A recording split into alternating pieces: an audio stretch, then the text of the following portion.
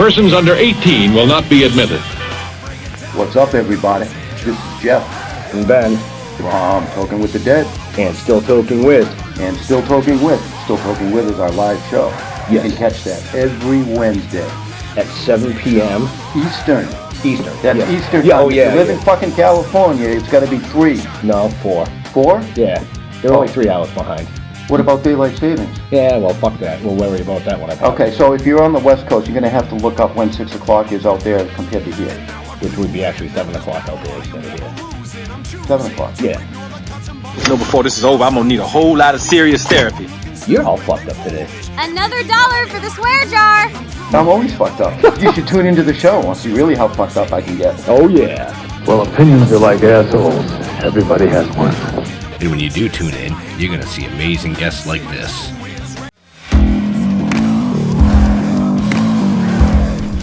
Hey, what's up? This is Jeremy Palco from The Walking Dead, and this is Still Toking With. Hi, I'm Larry Kenny, and you're listening to Still Toking With... What's up, everybody? It's comedian Sherwin Array, and you're listening to Still Toking With on the Dorkening Podcast Network.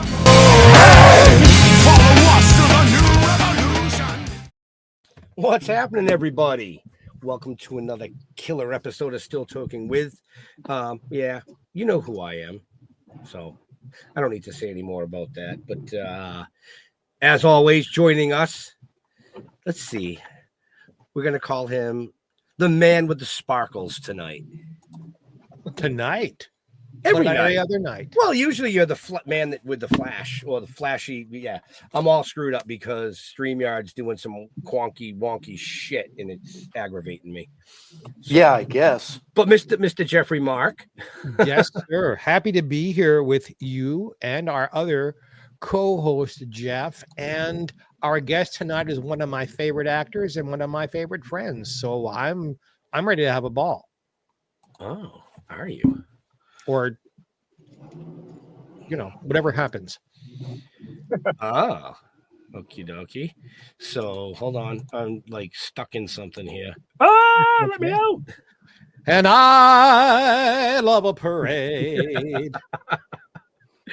It literally has me stuck off the screen. Yeah, it didn't go live on the page either. Yeah, it's got me stuck off the screen. So just keep talking amongst yourselves. Be smart, it's too close for comfort. Behave, my heart. He's too close for comfort. Be wise, be smart. Behave. There he is. There we go. And there's Jeff. Hey, I'm still trying to find the video to share it. Yeah, it's not there. Why? Because is that because of that friggin' Yeah. I'll fix it in a minute. Yeah, no worries. What's happening? Today's Wednesday, right? All day. I think so. March 12th, right? Must be a full moon or some crazy crap going on out there because it's nothing streaming tonight wants to work or cooperate, which is fine because I don't really care. I do. It's a little weird.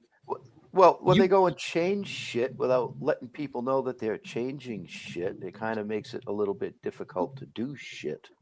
Right. Can I write that down? You can. Thank you. You can. We get 25%.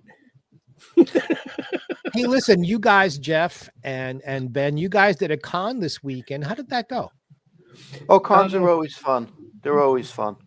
Yeah, we had a good time, actually. Cons, Yeah. Unfortunately, I'm dealing with the con crud at this point, but that's okay. Right. So I'll get over it. We do have a guest tonight. Right now, he is trying to get to a safe spot so that he can join us without injuring himself or somebody else.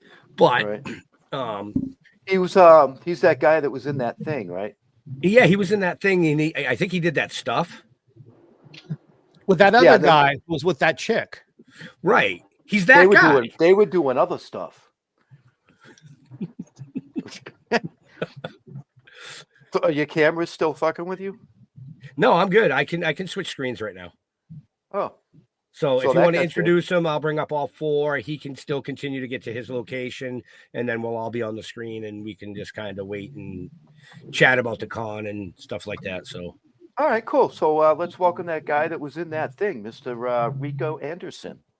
Hey There he guys, is. How you how's it doing? going? Make sure I'm you pay good. attention to the Careful. road.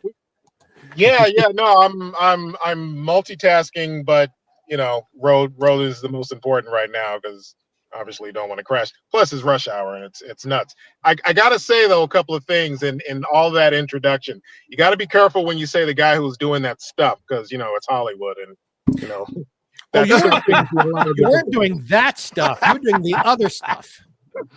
yeah, yeah. 'Cause right now your viewers are like, "Ooh, I didn't know Rico did that stuff." Oh, he does that stuff, huh? No, but he's real good at doing the other stuff. Let me tell you. Yeah, the things and stuff. And I gotta say, as janky as the intro may have been with the signal and all, that abstract, crazy intro actually works with whatever may have been janky because that was a great intro. I love the it just seemed very retro and it just had this had a coolness to it. So Well, thank you. Thank you. Ben and Jeff are two cool cats. Let me tell you. Oh, I wouldn't. you all signed up for the cool train clearly and stayed there. So honored to be here. And thanks for bearing with me here as I get to a spot. I was just coming out of an audition, and thank God this particular audition did not go long. Because sometimes commercial auditions can kind of lag, and before you know it, you're there 45 minutes past what your call time was or your audition was. Yeah, you just get a little going that. So to tell an insider story, Rico, we've been telling people for quite a while now that most auditions happen over the internet, just like what we're doing here. You do it at home, you do it in front of a green screen, and you've got all your stuff. How often these days are you going to auditions in person? So that's a great question in this day and age, and to answer that, I will say this: it's starting to open up a little more, and I say that very, very, with a grain of salt. Commercially, it's happening more commercially where there are in-person auditions. There are still self-tape auditions for commercials that are happening, but I would say there are a lot of in-person commercial auditions. Once upon a time, it was, but after lockdown ended, it was just self-tape commercial auditions and in-person callbacks. Now it's opened up more with in-person and both audition and callbacks. Theatrically for film and TV, it's still mostly self-tapes. And I say this, and I was actually pretty surprised, but last week I had an audition for a new show that's coming out, and that was in person. And that was a shocker because one of the other things that they're doing now is when you get the audition, they're giving the option of either doing the self-tape, and in some cases you could either do a self-tape or you could do like what's called an EcoCast, which is basically like a Zoom audition, which would kind of be like along the lines of what we're doing. But this and usually those, for at least for myself, those have been the only two options, and not always with every audition. Some auditions just straight up self-tape, but some have been self-tape or EcoCast. But this particular audition that I went on gave the option of going in person. And so I jumped on that because I want to get back to the days of in-person auditions with the option of having a self-tape option, because it is a convenience, especially if you're out of town or, for whatever reason. Yeah, I was just going to ask you which way you prefer it. Yeah, I like the self-tape option if I would just rather get out of it's only self-tapes. I feel like at this point, there should be more of a balance of it. And I think we're going to slowly get there as far as like having more options, which I'm happy about. At least hopefully that's the case. I mean, the How do you camera think? loves you. You know that about yourself. But what a camera can't do is you are so incredibly charismatic in person.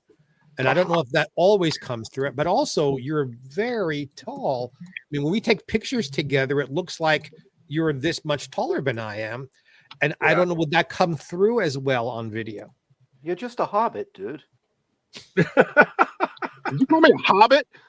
No, No, Jeffrey's he's a calling hobbit. me a hobbit. Oh, okay. I was like, I am not a hobbit.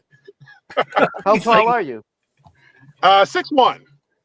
Oh, yeah. That's Well, but I'm 5'7". There's a big gap. Okay. Yep.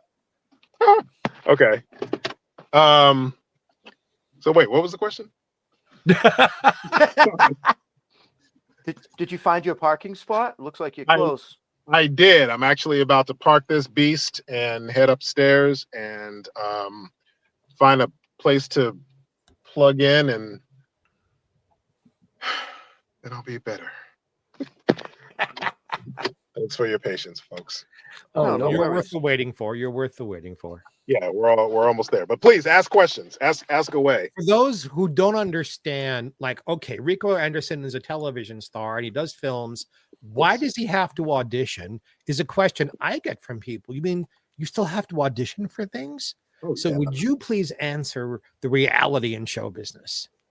Sure. I think auditioning never stops. It comes in all forms. It comes in the traditional form of I get my sides, I learn my lines, or I get familiar with the part, and I go in or audition or self-tape, and I give them what I got, and it's literally that. There is no secret sauce to it. Just be familiar with your work and be ready to go and be ready for adjustments. Now, have you ever gotten a call that you just automatically get the part because they want you? Yeah, An audition. I've gotten basically offers, direct offers, things like that, which is nice. I don't get them all the time. A lot of us don't. We can option. I don't want to audition. I just want a direct offer. If you like me, you know how to reach me. There are those options. Gets a little tricky there because some people might think, who's this guy think he is, or I call that cutting your balls off to spite your face. I mean, that's one way of looking at it. But it's just, like with a lot of A-listers, they're not going to audition. But then you have others who are also up there in the stratosphere, which maybe they're not the Denzels or the Al Pacinos or the super A-listers where all they have to say is, we have a new project out. Who can we get to be in this? Let's get Pacino. Let's get De Niro. Let's get Denzel. Let's get, Angela Bassett, whoever. Those are usually going to be the direct offers just because of who they are, their name. And I'm sure that a lot of that depends on their budget too. Their budget also, yeah, because their budget could be, you got to pay me this if you want my, my acting services, or because I understand the nature of how big the part is, or the role, or the film, I may go down in my price as far as like how much I would ask. If it's a $20 million Michael Bay, $50 million Michael Bay film, you could probably get more money. But if it's an independent film that just does not have that type of budget, you option for getting less with the understanding that this is what they got. Okay. We are just coming out of Black History Month through now March is Women's History Month. Yes. Is there or were there more than one African-American female performers who influenced you or you were inspired by? I mean, I'm always inspired by those who came before me. Nichelle Nichols was a huge inspiration for me just because I'm a big Trekkie. I love Star Trek. But also I have the opportunity. Yeah. You're part of the universe. I am part of the universe, which I'm tickled pink to be a part of it because I've always loved that franchise and I always wanted to be a part of that franchise as a whole, I had the opportunity to meet Nichelle Nichols at a party and talk to her. And I even told myself, I am not going to nerd out in terms of I'm not going to start asking Star Trek questions. And I didn't until she started talking about it. And next thing I know, that was me saying, all right, she opened up those floodgates. We're going to talk Star Trek. And it was great. And she just, she spoke about her conversation with Dr. Martin Luther King. She spoke briefly about just her time in the industry and just stuff like that. And it was just a wonderful experience just to get to know her. When I was signing at various Comic-Cons, sometimes she was my table neighbor. I interviewed her a couple of times, which was really wonderful. I can have that bragging right. And so Nichelle Nichols, Dorothy Dandridge has always been a wonderful. Why isn't Dorothy Dandridge better remembered today? Because she broke so many barriers in film. Sure. What's your opinion, sir? I feel like a big part of it comes from the fact that Hollywood picks and chooses who they want to elevate in a way that is going to give them that legendary status. Back in the golden age of Hollywood, you didn't have a lot of performers of color coming onto the scene representing in ways that showed life as we know it, people as we know it. In many cases, when we did see somebody Black or somebody Asian, you saw a lot of them in stereotypical roles. And even if you didn't see someone who was Black, Asian, Latino, and the roles weren't stereotyped, there were very few and far between. And it just kind of put Black people of color in general, on the back burner when it came to, if I were to ask any three of you, the golden age of Hollywood, give me three names. Marilyn Monroe would be one of the first people to come up. Probably Fred Astaire, and I don't know, pick somebody, Humphrey Bogart or someone. And, respectively, they're all wonderful artists and legendary and deservingly so. But when you think of the golden age of Hollywood, there were so many unsung people who didn't get their opportunity, who didn't have the platform or the opportunity to shine like their white counterparts have been given. Look at people like the Nicholas brothers. Now, when people talk about dancing on film, Gene Kelly, Fred Astaire, Gene Kelly, Fred Astaire. Sure. Ask Gene Kelly and Fred Astaire, they say the Nicholas brothers. Yes. I actually remember there was an event in which I cannot remember for the life of me, where I had the opportunity to meet Gene Kelly's wife, and I had an opportunity to just meet her and talk with her. And I actually did ask her about that because I was always curious as to what Gene's thoughts were on the fact that you had all these wonderful dancers, but the majority of them were white, and you have the Nicholas brothers who were up there, but they just weren't given that spotlight that they so amazingly well deserved. I mean, when you watch that dance scene in stormy weather, they're supernatural. They're dancing like no other. And it's just like, how does that not get a legendary status? How does that not get put into the category of what and who you think of when you think of classic Hollywood, legendary Hollywood, old Hollywood? And they are famous and people do know of them. But it's not the same. It's not the same. And when did that start to change? There's always, I mean, even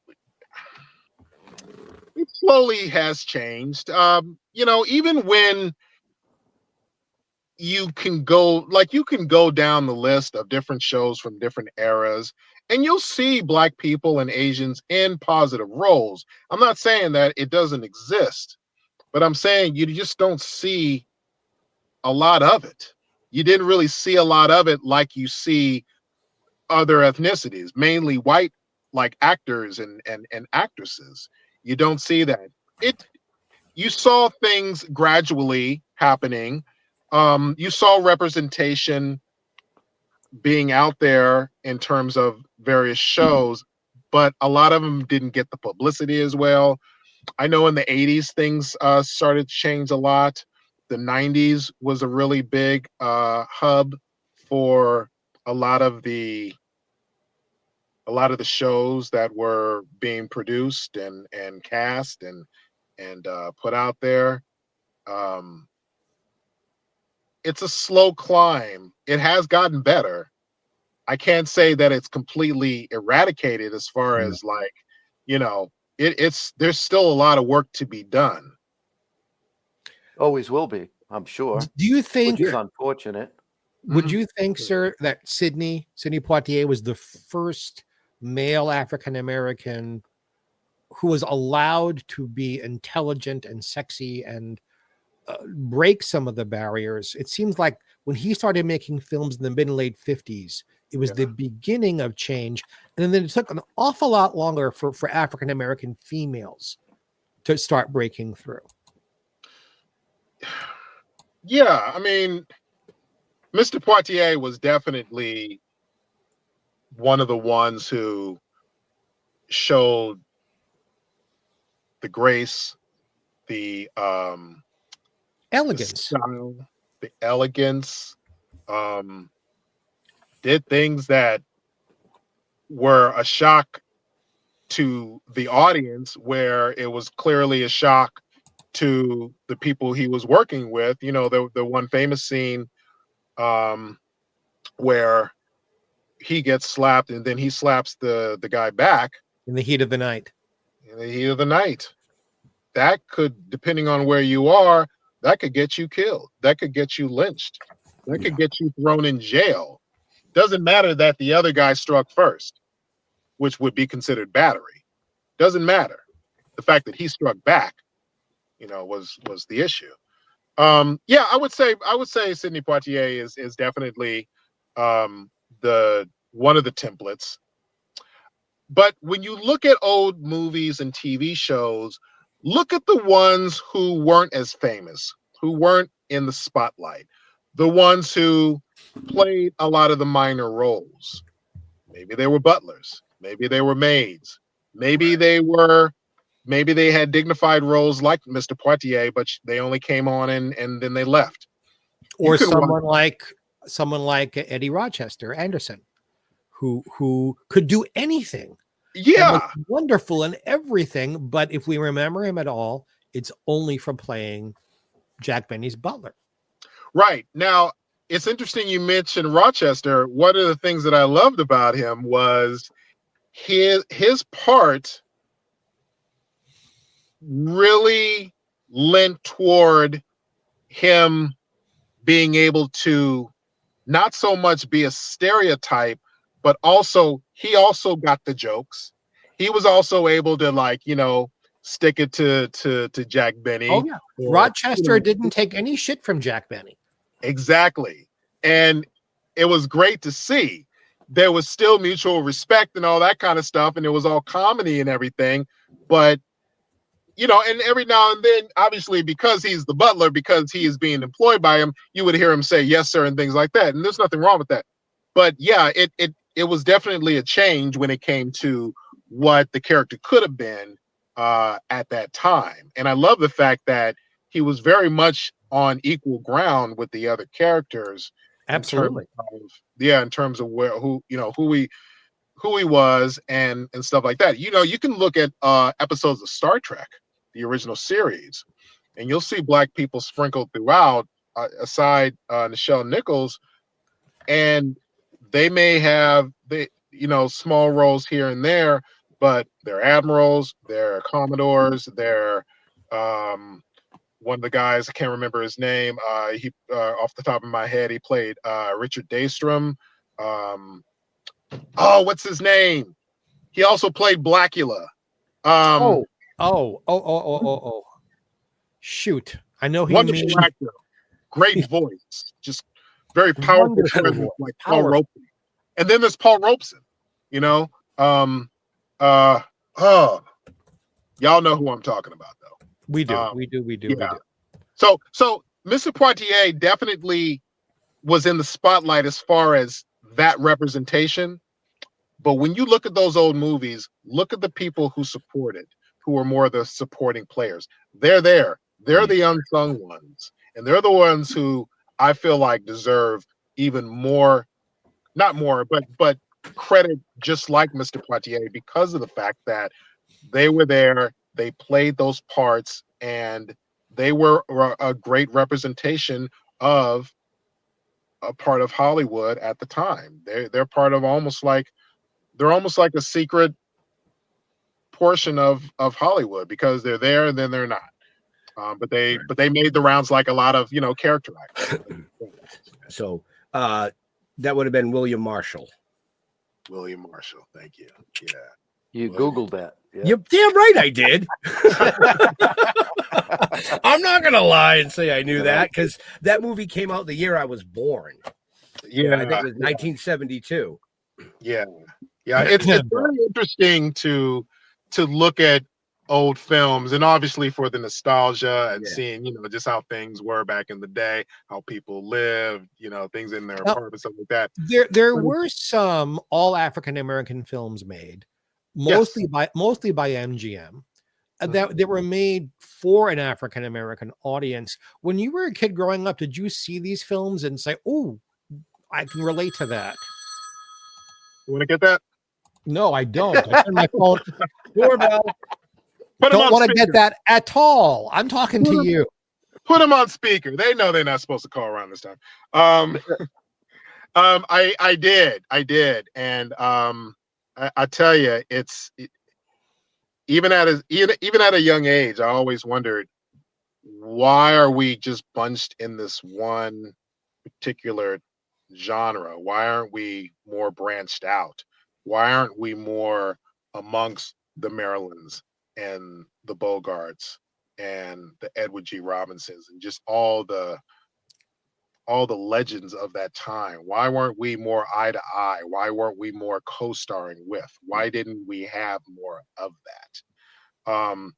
You have Harry Belafonte, who was right up there with Sidney Poitier, and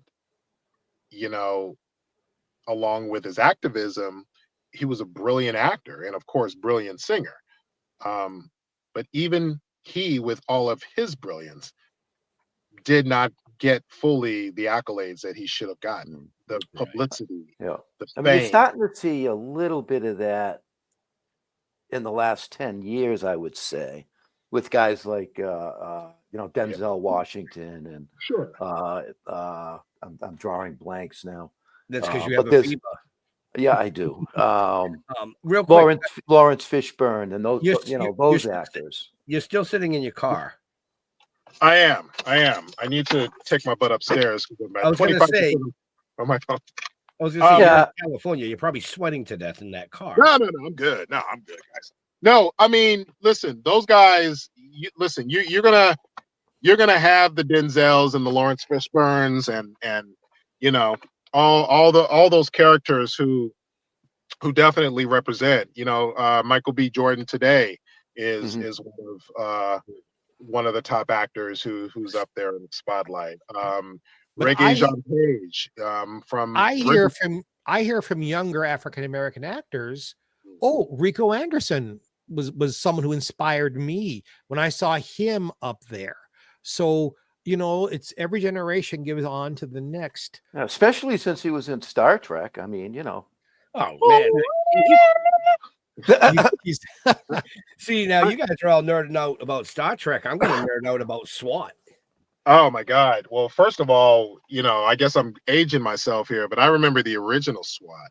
Oh, I And- do, but You want to talk about a little black boy who was just like, yeah, I love this show, you know, cops and robbers and and running around and playing and all the cool gadgets. There were super cops to me, and it was just so cool to see. I lived for that hour that they were on, right, and to be a part of the new universe of that, it's so cool. It's just so, it's a nice piece of full circleness that not just to be a part of the new universe, but you were the young Hondo.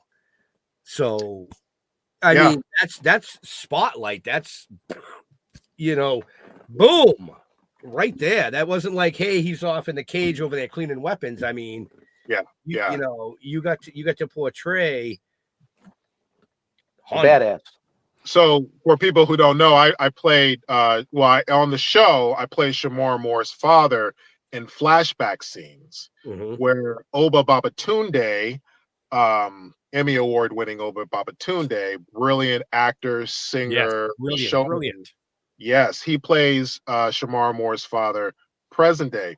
And it's funny because I'm a lot taller than Oba, and I've known him for years, even before this. So when I got this role, it was cool because I didn't have his information as far as contacting him, but I happened to see him at an event not long after I shot that episode, and I had a chance to talk to him. And I'm just like, I don't know if you've seen any of the episodes that we've done. Well, at the time I had only done one. I said, but I am you in the past. And he said something back to me along the lines of, no, brother, you are you, but you are playing a completely different person, but we're both representing and we're playing. Great way to put it.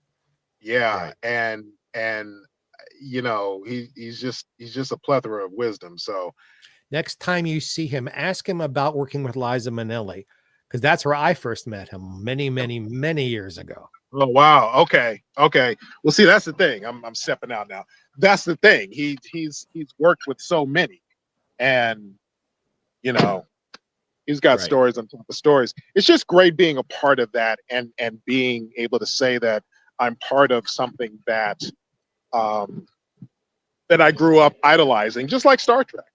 And the part that I play is a very very important character. One of the episodes that I shot was supposed to be the season 3 finale, and COVID hit. Yeah. And the lockdown happened. And before I knew it, you know, everything shut down. The governor had declared a state of emergency, and everything shut down. And so we didn't know what was going to happen. We didn't know if we were going to end up, you know, we didn't know what the world was going to be like. But one of the questions was, what are we going to do with this episode? Because the nature of the episode itself was dealing with police violence. Yep. It was dealing with the aftermath of the Rodney King verdict, the feelings that were incited as a result, the action taken, and just humanity just losing it all over. Right. How do you deal with that in this world? And then the pandemic hit, and then lockdown hit. And before you know it, Breonna Taylor was murdered. George Floyd was murdered. And now you have the situation that has us in 2020 in the same position, damn near, that we were in the 90s. Right. My first question was this: are the writers going to do something about that in terms of incorporating that to the script? It would be a missed opportunity if they didn't. When I got the call that SWAT was coming back into production after things were starting to open up again, they sent me the new script. And I looked it over, and the first thing I noticed was, God damn, they did it. They actually took the information, just not information, but what was going on, and they tweaked it, incorporated it, and it was amazing. It was such a great episode, and it really was a wonderful example of saying that, hey, things have changed, but a lot of things have stayed the same. Look at what happened back then. Look at what's happening today. Right. And we still have a lot of work to do. Mm-hmm. And a big part of that is acknowledging who we are as humans, where we stand, what our differences are, but also respecting and listening to people when they say stuff. Not dismissing it just because it's not something that you have never experienced. Right. Doesn't mean that it doesn't happen. It doesn't mean that somebody's whining. It doesn't mean that somebody's just complaining. It doesn't mean that somebody's using the race card. It doesn't mean that somebody is just being whatever it is you think they're being because you personally have not experienced it. All right. Listen and respect what people are saying. People aren't just saying these things for a reason. Right. Millions of Black people aren't saying that police brutality happens a lot. In the case of George Floyd, they just got that shit on tape. It happens so much where it's not on tape. Yeah. Murders, cover-ups, beatings, just bad stuff. There's good stuff, but a lot of bad stuff that happens. And yeah, it was one of those opportunities that SWAT really rose to the occasion on, and knocked it out the park. And I was so honored to be a part of it because I remember the Rodney King. I remember what happened back then. I remember where I was. I remember my feelings. And going back to that and just being on the set where they recreated, it was 92 or 94. I think it was 92. Just recreating that era, just down to like a TV store where there's just, like TVs in the window and stuff like that. Yeah. And even what we wore and stuff like that. It was very eye-opening, but very cool just because of, we're going, we're in the Wayback Machine and we're going back to 92 and we're about to see what happened here. A lot of people ain't gonna know what that Wayback reference is. I do. I know what that is. I know you guys know. Yeah. Wow. You'd be surprised at what a lot of our viewers and listeners know. Even the younger ones, because we push shows like this all the time. Yeah. And education is huge. So I hope people get something out of the show, educational. Right. And I did want to make a comment on the what you were just talking about. I think that as a society, lack of respect is extremely dangerous. It's very dangerous, and we've got to get respect back. We really do, for everybody and everything. Right. I wanted to get that out there because it's dangerous. I see it. Oh yeah. Rico, other than being this magnificent actor and my buddy, I also call you an activist. You cannot talk for all African Americans or all males or all anything, but I know you post a lot of stuff without getting deep into politics because our show doesn't do religion and politics. But where do you feel we need to be changing things to make things better for everybody? Right. Where does it start? What can one individual do? Educate yourself. Education is everything. Mm-hmm. Listen, if you say something that I feel is racist, I'm not going to automatically, depending on what it is, I'm not going to automatically just be, fuck you, you're a racist. We can cuss here, right? Yes. Oh, yeah. All right. Yeah. I'm not, okay. Fuck yeah. I'm not going to automatically, depending on the situation, I'm not going to automatically just say, fuck you, you're a racist piece of shit. Although I have said that online to many people who deserved it. But what I'm going to do is hope that you take opportunities to educate yourself. We may not all get it. I think it's safe to assume that we've all said something that was ignorant, maybe a little racist, that hopefully it wasn't deliberate, but it was just something that maybe we didn't realize was racist or just offensive or whatever. I feel like this. Racism to me is based on ignorance and stupidity. Not just that, but at home, what they learn.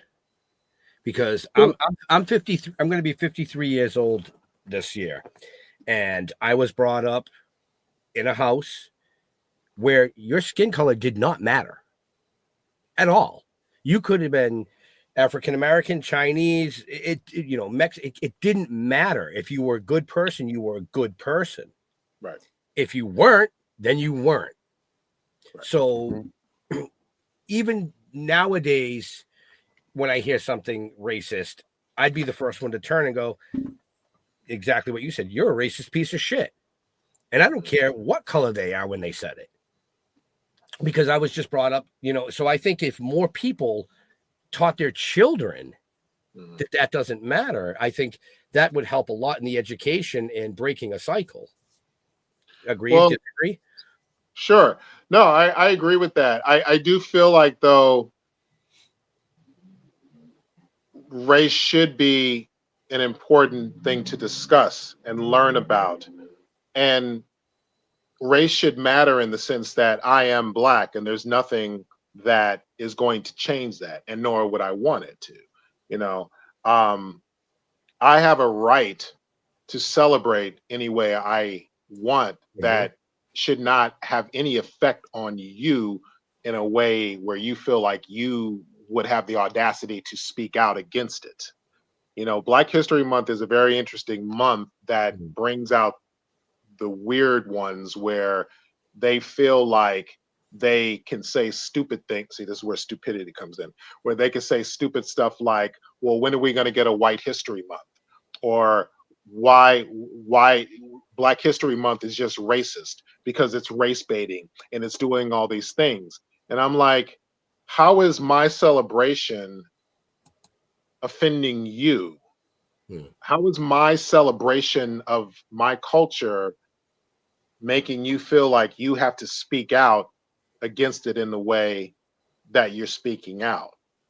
Why don't you say what you really feel? Because right now I feel like you're hiding it by saying these stupid things. Why isn't there a White History Month? Let's not even go into that because we already know the answer. It's like, stop with the stuff that keeps being regurgitated. Race matters in the sense that, yeah, it shouldn't matter who you are. If you are a good person, right. But I feel like that person, if that person is Asian, it's not that we have to speak about his or her heritage, but if it's brought up, it shouldn't be an issue. Right. If it's, you know what I'm saying? If it's something that, if it's something that's thrown out there, why is this a problem? Why is it a problem? And this is the other thing. Apparently, Morgan Freeman said something about how he feels like there shouldn't be a Black History Month. Okay. Morgan Freeman does not speak for all African Americans. He does not speak for all Black people in the world. With respect to Morgan Freeman and his view on that, I feel like, first of all, Black History Month, Black history is American history, is world history, is everyday history. Yep. I was going to bring that up.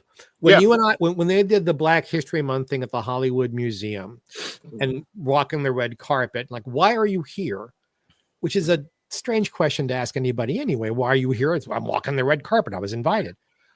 Because Black history is American history, and Black history is show business history. Yep. Take African Americans out of show business, and good heavens, you're left with a lot of boring shit. So much of You're what right. we do is influenced by the African American creative forces in our business. And I'm a jazz singer. There wouldn't be jazz otherwise. Look at what I'm wearing. This is not European. This is African. The sparkle and the flair, the dancing, popular music since it became popular music, always influenced by African American creative people. That's why I'm here to celebrate, because this stuff makes me personally happy. And I'm happy. I'm sorry how African Americans were brought here, but I'm deliriously happy that they are here to share their wonderful stuff with me in my life. Right. My life is better off for it. I want to throw something out there since we're on this subject too. I think that part of the problem is the way that, and I'm gonna, I'll just use media in general. I mean, I watch the news, and when somebody does an armed robbery and somebody gets arrested, they never say a white guy got arrested. They say a black man got arrested. Okay. And they do that on a regular basis. Yes. Black man arrested for this, black man arrested for that. You never hear a Chinese man was arrested. You never hear a white guy was arrested. They just say a man was arrested. Why do they have to use that color card? Well, also in adding on to that, you will have a thing where if there's a tragedy that happened in a town or whatnot, and you see people coming out of a store with stuff. Usually with black people, they're looting, but with white people, they're trying to salvage something for their family. It's and that goes towards like media perception and the spin they put on it. Right. And I think that's partly why racism still exists, because they put it in your face all the time. It's almost as if they want it to be there for whatever reason. I can't figure it out. Well, going back to why I feel like racism is based on ignorance and stupidity, I feel like if there's something that you are unaware of, I will want to educate you. But if I educate you and you still feel like you want to believe the other thing when I'm literally telling you something that I personally may know because I've experienced it, or let's just say I just studied it, but you still decide you want to think the other thing, well, guess what? You're being stupid. And guess what? You deserve everything that's coming towards you because you were making a conscious choice to not open yourself up to learning stuff, which is one of the things that I've always said about 2020. It was a great learning opportunity. Even online, when people want to say what they feel empowered to say because either their racism has been enhanced through certain forces that make it seem comfortable to be that way, or if they're hiding behind burner accounts where they can just let their racist flag fly. Keyboard warriors. Some people are just assholes. Yeah. There's nothing you can do about it. But see, that's part of what I'm getting to. There are people want to be confrontational and say, well, explain why this and that. And a big part of me feels like I can have a discussion with you. I can talk to you about things. I can educate you, but I shouldn't have to justify. First of all, I feel like in this day and age, there's too much information out there for you not to do your own research. Educate yourself. I don't feel like I should have to justify my existence because you want to be confrontational, when all you have to do is look and read a book, read up on stuff, educate yourself. The information is out there. Is everything true on the internet? No. But you can, if you got even half the brain that the extinct dodo bird had, you would still be able to piece out what's real and what's not. If you decide that's not going to be you, then you're stupid. You are stupid.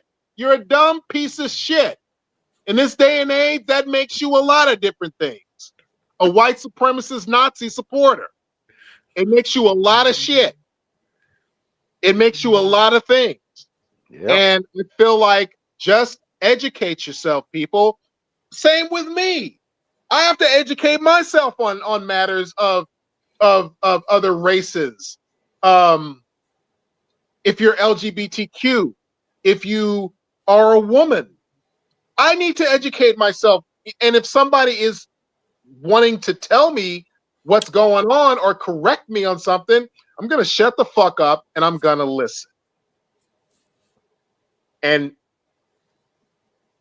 I'm going to respect you enough to give you those moments to educate me. Please educate me. And there's that word again, respect. Respect. Respect. Yeah. You don't have to agree with everything, but you must have respect. But I even feel like even in that case, you don't have to, but you really do yourself a disservice if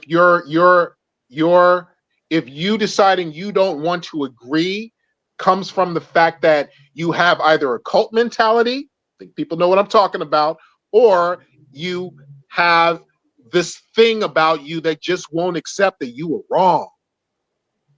You were wrong. Yep. And there's a lot of them. I can't imagine how hurtful it must be. I was in the company of a very large television star just a few years ago, 2 or 3 years ago, who in my company referred to those fucking kikes. And obviously this person did not know that I'm Jewish, so he felt comfortable saying it. Yeah. Well, I cut all ties to that first person. I didn't get in their face. I didn't correct them. I just, okay, we're done. Thank you. Leave price on nails on your way out. Thanks for playing the game. I can understand. Yeah. I'm not different in public than I am in private. Or in private, I say this.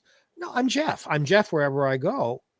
And I have just zero tolerance for any of that bullshit. Now, it's not the same as being African American, but gay and Jewish, I've gotten a lot of shit in my life for being different. I can appreciate, if not totally understand, what African Americans can go through, because I've had the Klan call me and threaten me. I've had police beat me just because they thought I was gay. Yeah. I'm a smart man. I'm an educated man. Hopefully I'm a nice man.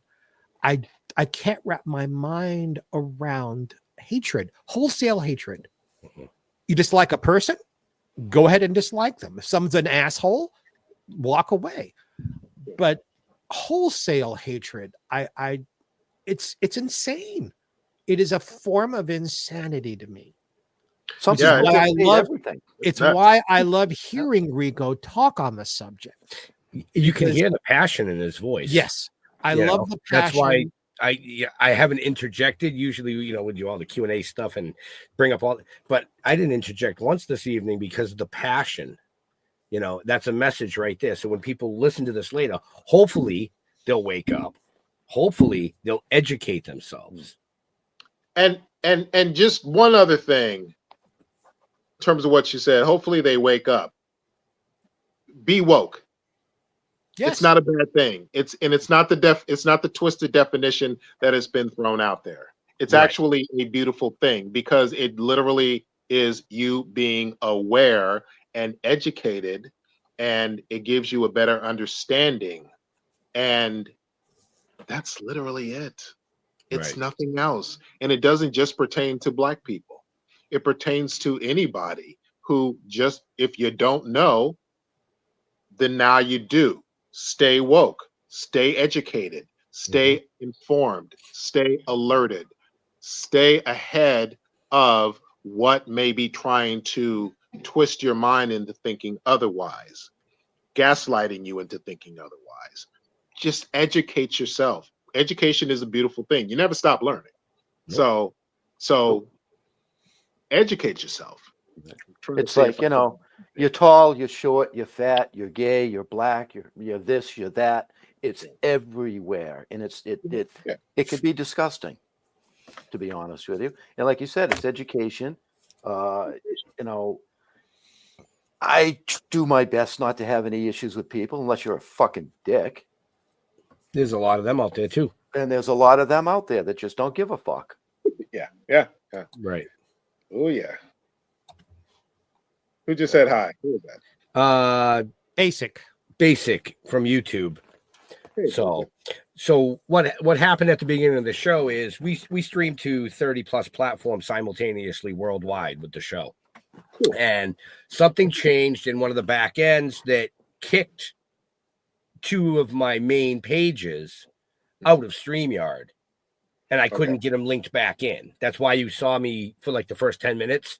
I was kind of it just wouldn't let me get linked in. So what I did is I grabbed a different page link and stuck it on the back end so people could hopefully jump in and join in the conversation, or at least watch. Yeah, you know, or at least watch. I mean, but 90% of the people. Technology is wonderful. Hey, you know what happens. Yep. You know, Rico, I find you a fascinating person. I love having dinner with you. I love just sitting across a table, eating good food, and hearing how your mind works. Makes me happy.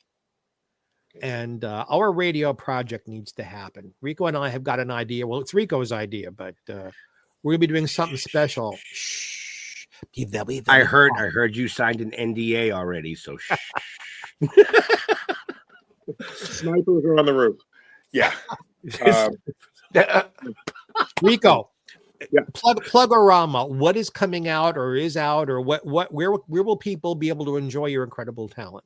Well, first of all, Jeff, that project is going to happen. It is going to happen. We will talk. We will make that a reality. Yes, sir. Just to acknowledge that. So, you know, this industry is going through some crazy growing pains right now, and it's so all over the place. But one of the great things about this industry is it's never just limited to one particular thing. This is the only industry where you could literally put all your eggs in one basket, and they're all different eggs, just because the entertainment industry is acting, directing, writing, voiceover. Voiceover alone is animation, announcements, audiobooks, just so many different things.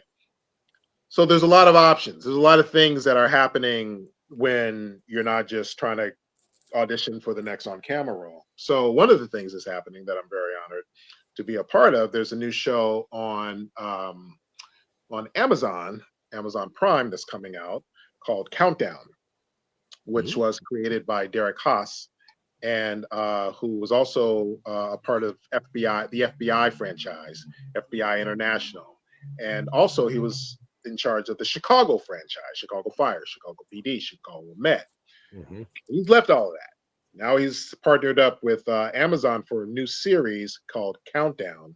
And I'm working with Derek Haas for the second time on the show. So I'm very excited about that. My first time working with Derek was on FBI, in an episode of FBI International, which I flew to Budapest for. So I'm working on that.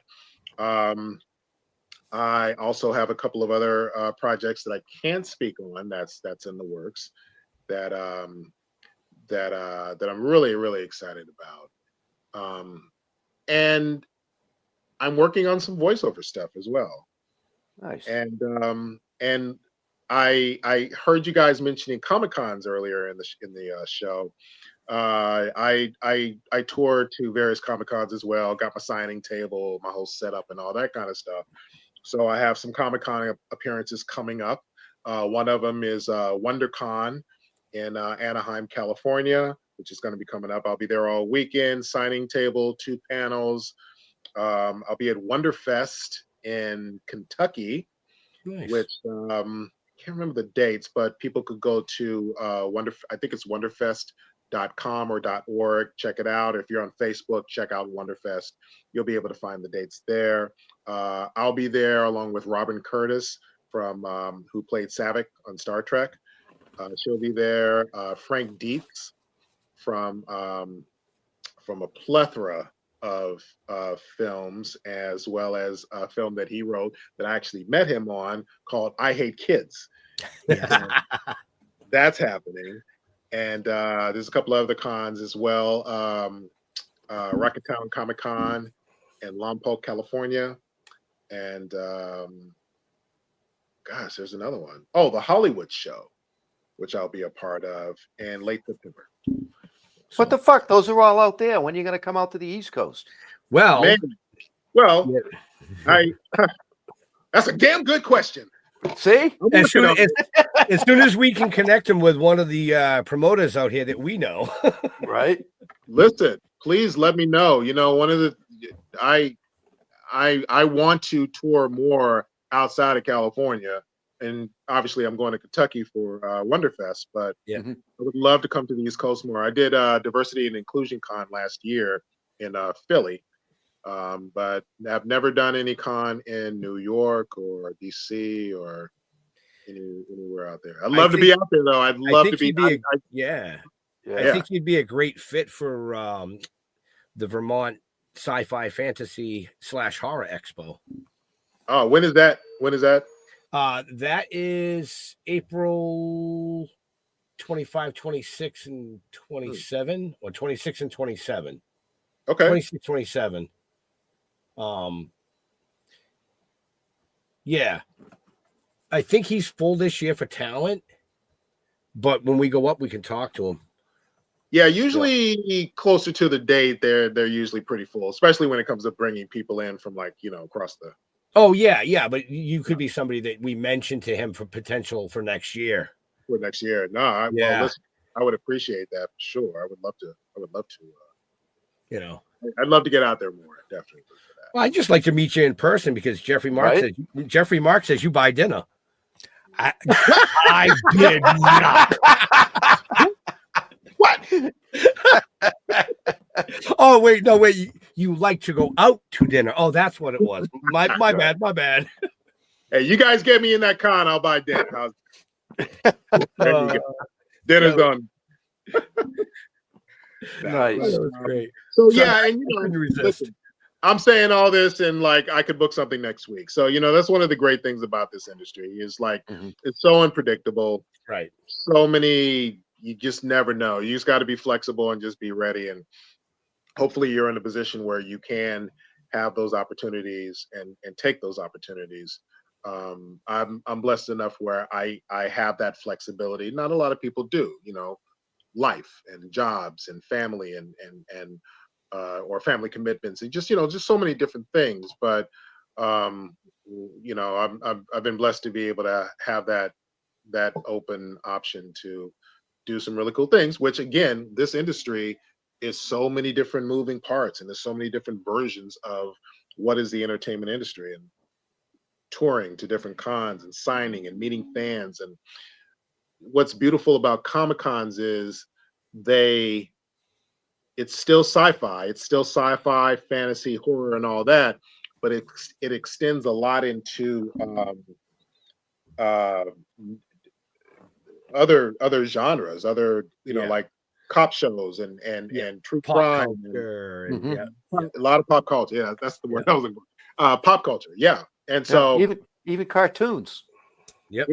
Well, yeah, no, definitely cartoons. Yeah, I mean that's I think that's always been pretty high on the list, always. But the pop culture portion has really helped in terms of things that I've done, because I've done a lot of I did FBI International, I did The Rookie, I did SWAT. So it's not sci-fi, but it's a huge fan base and people love it.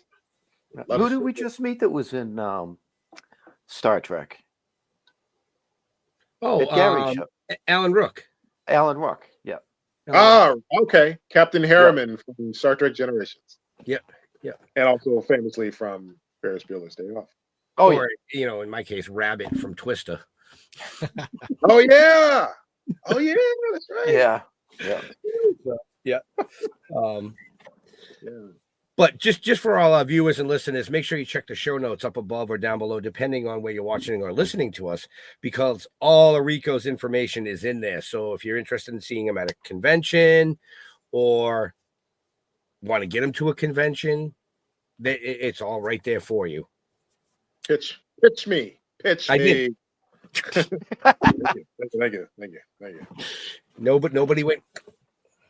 Come on. Well, swing. Hopefully, no miss. So. Right. So we are coming up on time. So I want to wrap up. So you can. I mean, you were gracious enough to jump on in your car, coming from an audition to spend time with us this evening. I don't want to keep you too long. So much appreciated. That'll bring you good luck, by the way. Oh, thank you. Well, this day and age, not that you need it, but until they see this show. And they go, man, he swears a lot. Wait. Well, you know what the Irish say? You know what the Irish say? Rubber redhead for good luck. Oh, cheap is creep is. Is that rub a or rubber? No, rub a redhead. Like or you rub, rub red hair for good luck. Oh, okay. It wasn't a rubber redhead. Okay. No, it wasn't. Right. It wasn't salacious. It wasn't sexy. I was offering him good luck being a redhead. I was all right, Mr. I'm in a cell down there. This is how rumors get started, guys. This is how. Yeah, it is. Jeffrey said what? What?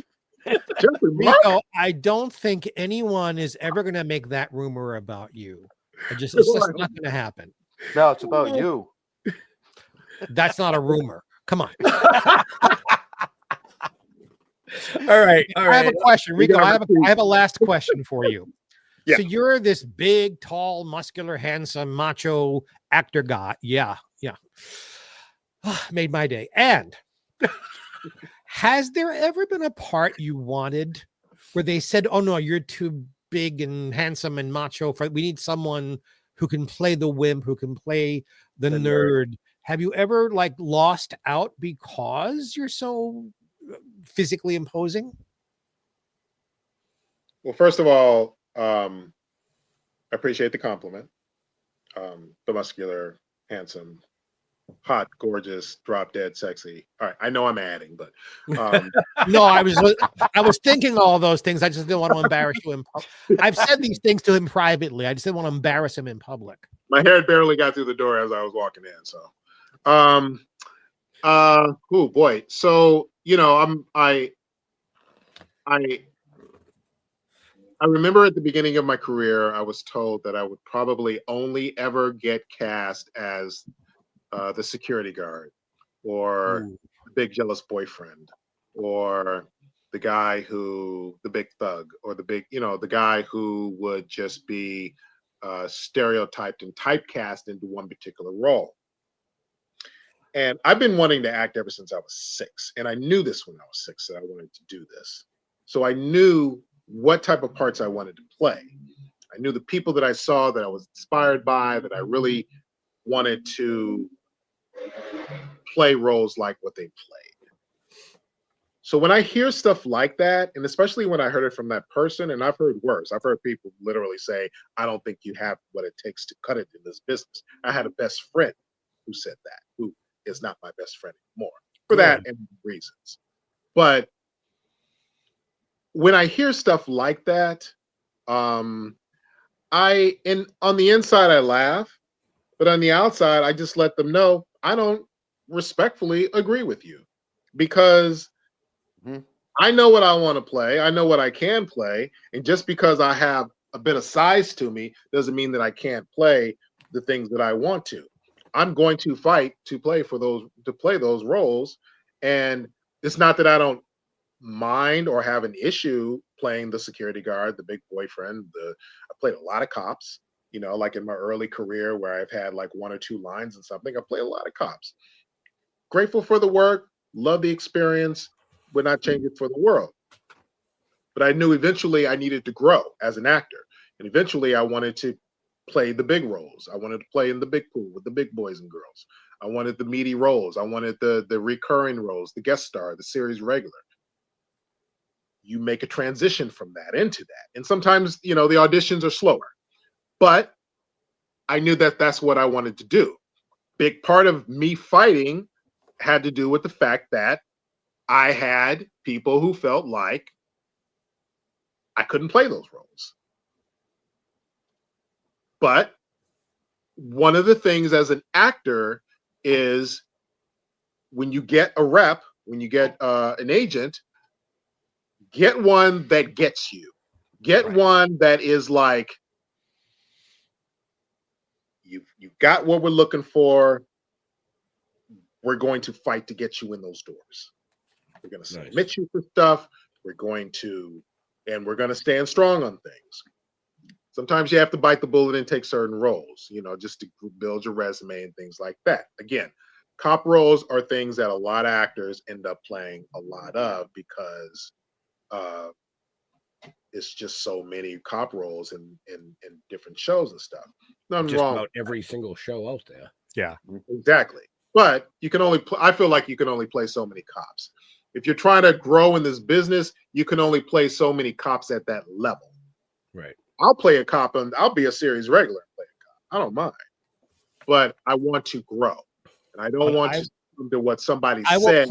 I will plant a seed for you. Rico Anderson is one funny motherfucker, and he should be playing some comedy stuff. And Rico, this just hit me seriously. Okay. You and I in The Odd Couple together.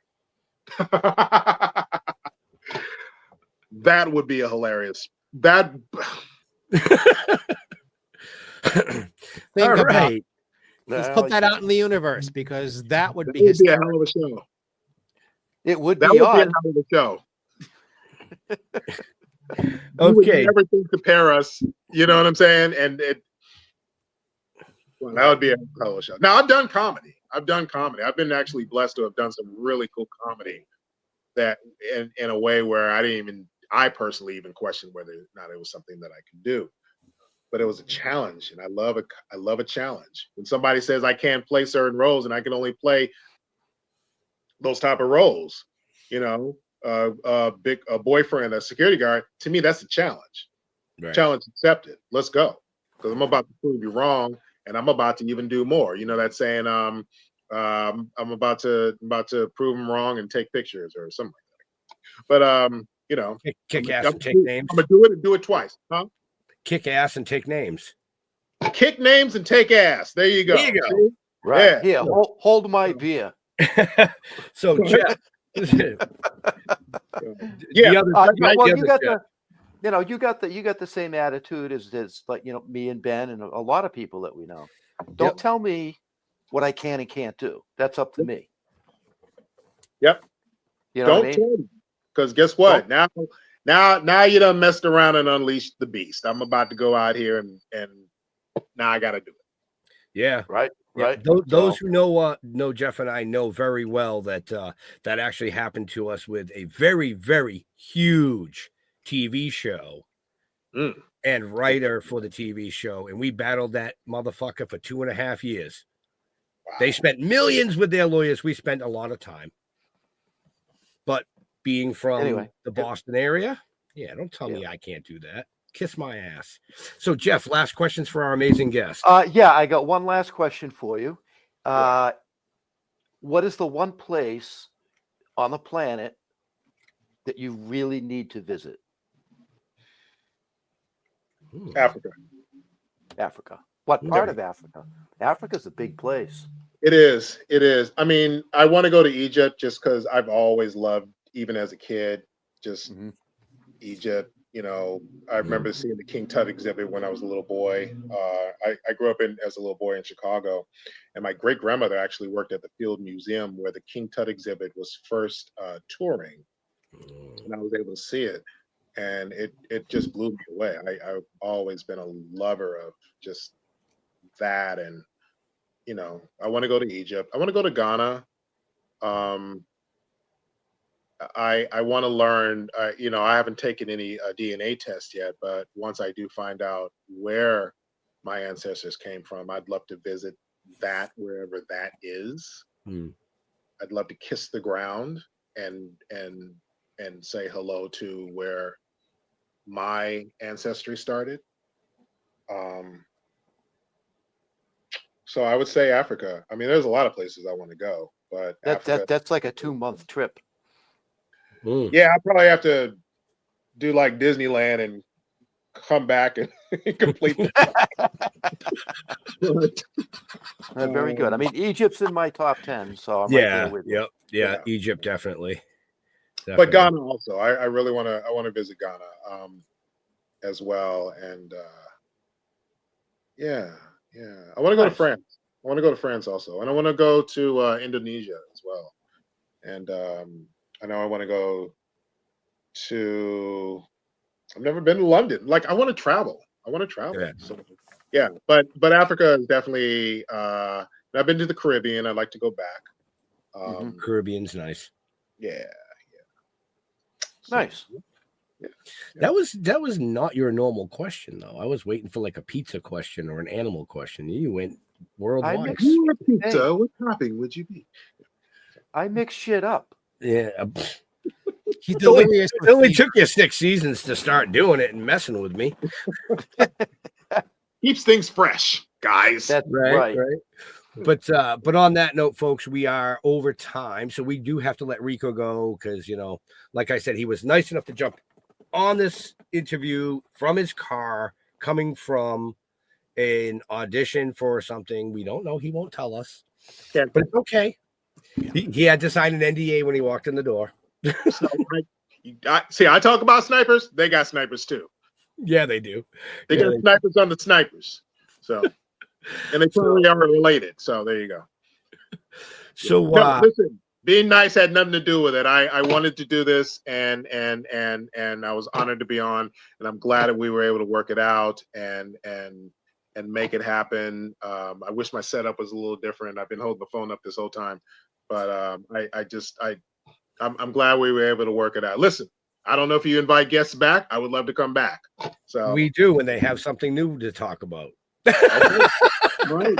Well, hey, stay tuned. When you and I do the Odd Couple, we'll come back and do this. Well, listen, I mean, if you actually if you do the radio show, then you can just have us on as guests, and we can do this again. We could do a radio show, like an audio, virtual. A radio play version of The Odd Couple. I'm sure it exists. It's got to exist. I mean, right? I would think so. Well, there's a lot of things we can do. We'll talk. We will talk because I love you. You're my dear friend of so many years. I'm so happy to be able to do this with you. Thank you for inviting me, and I'm really glad it worked out. I'm glad that nothing had to be canceled, and great comment. It's great talk. Great talk. Yeah. So, Rico, where do you like to interact with your fans on the social medias? Sure. Instagram is I am Rico Anderson. I am Rico Anderson. You'll see a picture of me like this, looking up with my finger on me. And also I'm on Facebook, same thing. Just punch my name up. You can go to ricoanderson.com. And where else am I? Just Google me. You'll see me everywhere. Yeah. Right?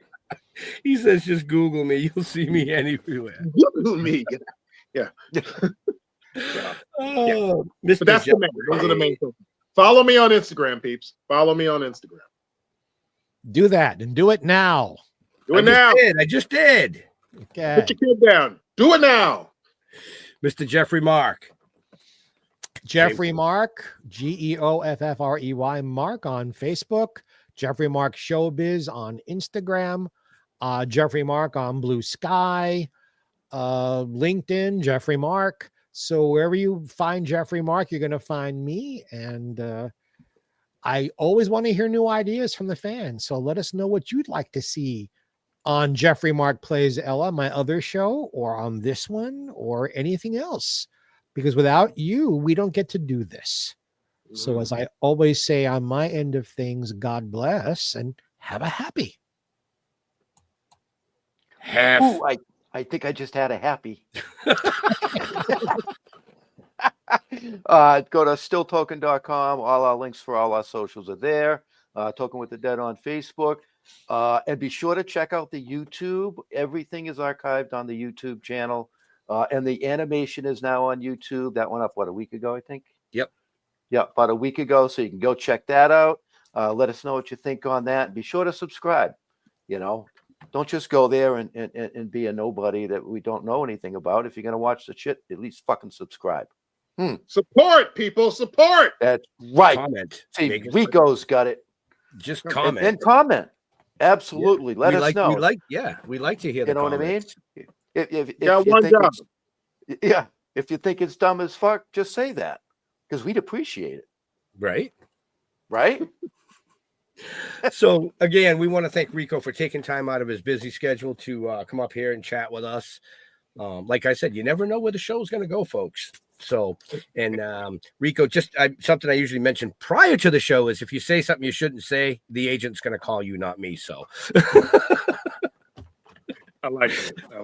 But yeah, make sure you check the show notes up above or down below. You can find out all you want to know about Rico, about us, about Jeffrey Mark.